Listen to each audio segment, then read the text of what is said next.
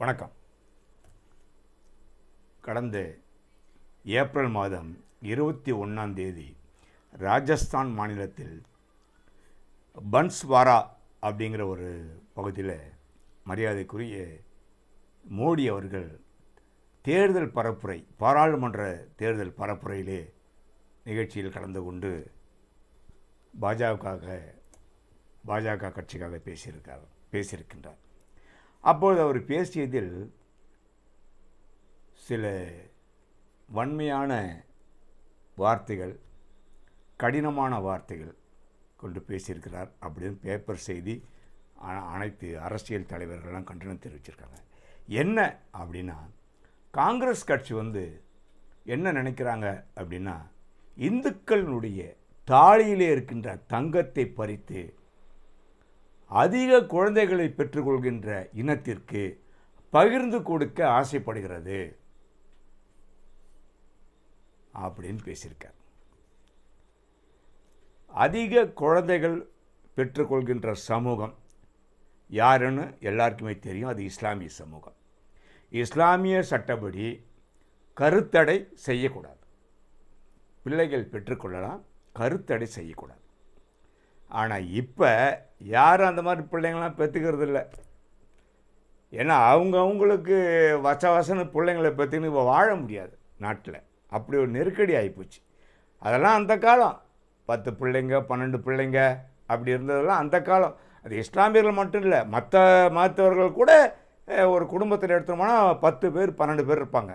அது அந்த வரலாற்றை நாம் சொல்லப்போனால் நாம் பேசிக்கினே இருக்கலாம். பிரதமர் மோடி அவர்கள் இந்த வார்த்தையை சொல்வதற்கு என்ன காரணம்?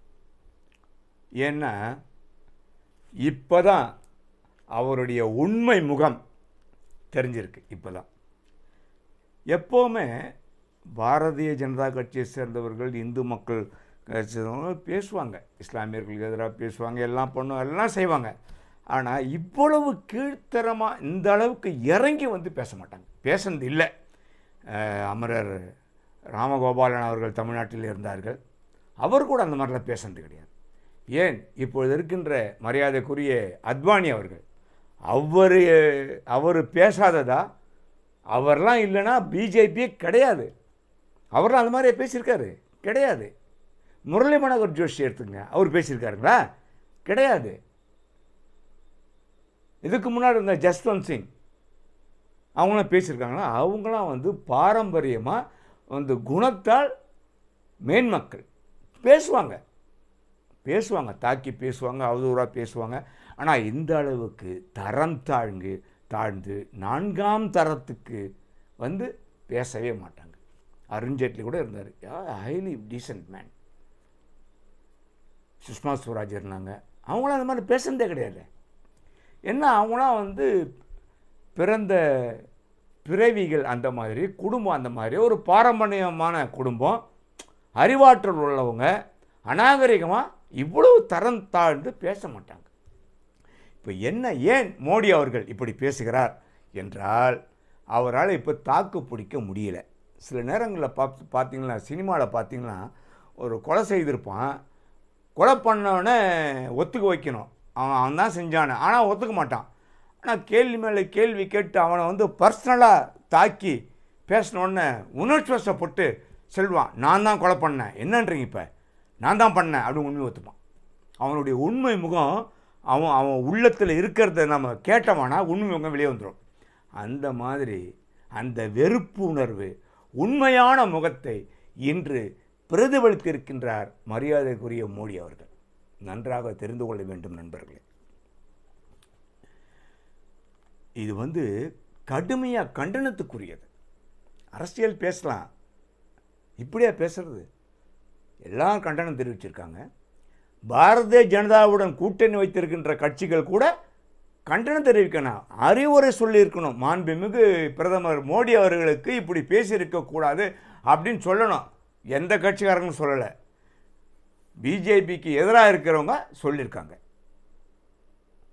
20,000 பேர்கிட்ட தேர்தல் கமிஷனுக்கு பெட்டிஷன் போட்டிருக்காங்க. இது இந்திய ஜனநாயகத்திற்கு எதிராக சொல்லப்பட்டது. இந்திய இறையாண்மைக்கு எதிராக உள்ளது. ஒற்றுமையை சீர்குலைக்கும் வகையிலே பேசிய பேச்சு இது. தேர்தல் கமிஷன் மலைவாழைப்பழம் சாப்பிட்டுக்கின்னு பக்கத்தில் புட்டு வச்சுன்னு அரிசி புட்டு வச்சுன்னு சாப்பிட்டுக்கின்னு வேடிக்கை பார்த்து கொண்டு இருக்கிறது தேர்தல் ஆணையம், கையாலாகாத தேர்தல் ஆணையம். நீங்களாம் எதுக்கு தேர்தல் ஆணையராக உட்காந்துருக்கிறீங்க? தலைமை தேர்தல் ஆணையராக, அப்புறம் அதுவும் டெப்டி, அப்படிதான் ஒவ்வொரு மாநிலத்துக்கும் மாநில தலைமை தேர்தல் ஆணையர், அலுவலர். எதுக்கு நீங்களாம் இருக்கிறீங்க? நீங்கள் ஒரு ஆணையம் போடுங்க வேணாம், தேர்தல் கமிஷனை கழிச்சிட்டு போய்க்கின்னு இருங்க. இப்படி ஒரு கேவலமான, ஒரு அபத்தமான, ஒரு கீழ்த்தரமான ஒரு வார்த்தையை மிகவும் பொறுப்புள்ள ஒரு மனிதர் பிரதமர் மோடி அவர்கள் பேசியிருக்கின்றார் என்றால் உடனடி அவர் மேல் நடவடிக்கை எடுக்க வேண்டாமா? சொல்லுங்க. அப்போ இஸ்லாமிய மக்கள் நல்லா தெரிஞ்சு போச்சு, இது இஸ்லாமிய மக்களுக்கு எதிரான வார்த்தைகள் தான். பிஜேபிலையும் இஸ்லாமியர்கள் இருக்கிறாங்க, அவங்க ஹராமிகளாக இருக்கலாம். ஓப்பனாக சொல்கிறேனே, பிஜேபியில் ஒரு இஸ்லாமிய இருக்கிறான்னா ஹராமியாக இருப்பான், நல்லவனாக இருக்கிறதுக்கு வாய்ப்பு இல்லை. அதே நேரத்தில் இந்திய நாடு மதசார்பற்ற நாடு, நல்லா தெரிஞ்சுக்கணும். பல மதம், பல மொழி, பல சாதி, பல இனம், பல கலாச்சாரம், அதாவது மாவட்டத்துக்கு மாவட்டம், மாநிலத்துக்கு மாநிலம், மொழி, கலாச்சாரம் வேறையாக இருக்குது. இந்துக்கள் எடுத்தாலுமே அதில் இருக்கிற உட்பிரிவுகள்லேயே கலாச்சாரம் மாறுது, எல்லாமே மாறுது. அப்படின்னு இருக்கும்போது ஒருவருக்காக உருவாக்கப்பட்ட நாடு அல்ல இந்திய நாடு, மதசார்பற்ற நாடு. இது இஸ்லாமியர்களுடைய இதை பேசணும்னா நம்ம எவ்வளோ பேசலாம். ஏன்னா வரலாறு தெரிந்தவர்களுக்கு தெரியும் இஸ்லாமியர்களுடைய பங்கு இந்திய நாட்டிற்கு எந்த அளவிற்கு இருக்கிறது என்று. விவரம் தெரிஞ்சவங்களுக்கு, படித்தவங்களுக்கு, வரலாறு தெரிஞ்சவங்களுக்கு தெரியும். தெரியாதவங்களுக்கு ஒன்றும் பண்ண முடியாது, நாம் ஒன்றும் சொல்ல முடியாது. அப்பேற்பட்ட இந்த இந்திய நாட்டில் மாமன், மச்சான், மருமகன் அப்படின்னு நாம் பழகின்னு இருக்கிறோம். புரியுங்களா? மேடையில் பேசிக்கிறாங்களே தவிர, மேடையில் பேசின்னு கீழே போய் பிராமணரோ மற்றவங்களும் அடிச்சுக்கின்னு சாகுறாங்களா? கிடையாது. பிராமணருக்கு எதிராக பேசுவாங்க, ஆனால் சண்டைலாம் போட மாட்டாங்க. பண்டிகைகள் வந்தால் எல்லோரும் ஒருத்தர் தான் நம்ம ஒன்றா தான் இருக்கிறோம். அந்தந்த நேரத்தில், அரசியல் நேரத்தில் நம்ம ஏதாவது பேசிப்போம், அது வேறு விஷயம்.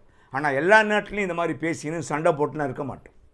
அதுதான் நம்ம தமிழ் கலாச்சாரம். அது இதை சீர்குலைக்கும் அளவிலே பிரதமர் பேசியிருக்கிறார் என்றால், ஒரு பொறுப்பானவர், எத்தனை லட்சம், எத்தனை கோடி மக்கள் உங்களை தேர்ந்தெடுத்து வைத்திருக்கின்றார்கள். நீங்கள் அனைவருக்கும், இந்த நாட்டில் இருக்கின்ற அனைத்து மக்களுக்கும் தலைவன் அல்லவா? நீங்கள் அப்படி பேசலாமா? எவ்வளவு ஒரு தகுதி இழந்து போயிட்டீங்க பாருங்க. உங்களுடைய உணர்ச்சிவச பேச்சால் உங்களுடைய தகுதி இறங்கி போச்சு. 4ஆம் தரம், 5ஆம் தரம், அதைவிட கேவலமாக போய்விட்டது. ஏன் என்றால் பாரதிய ஜனதா தோல்வி முகம் காணப்போகிறது, தோல்வி அடைய போகிறோம் என்கின்ற உள்ளே இருக்கிற பயத்தின் வெளிப்பாடு பிரதமர் மோடி அவர்கள் அப்படி பேசியிருக்கார்.